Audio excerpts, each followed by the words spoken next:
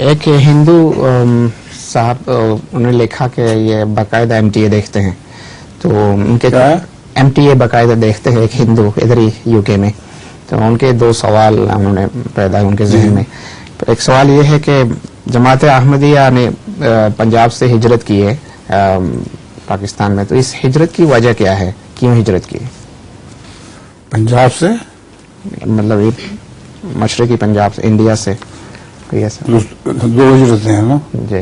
ایک تو آج کل کی ہجرت ہے جس میں مغربی پنجاب سے اور زیادہ تر مغربی پنجاب سے ہجرت ہوتی ہے، وہ تو مولویوں کے ظلم کی وجہ سے ہوتی ہے.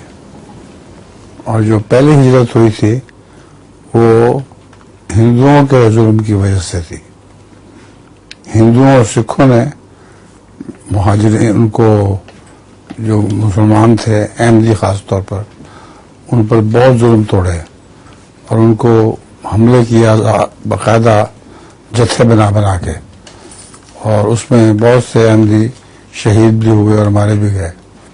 اس کے بعد پھر مجبوراً ان کو اپنا علاقہ چھوڑنا پڑا. یہ دو ہجرتیں الگ الگ ہیں. ایک ہجرت ہے قومی دشمنی کی وجہ سے، اور یہ جو ہجرت ہے دوسری، یہ خالص دینی ہجرت ہے.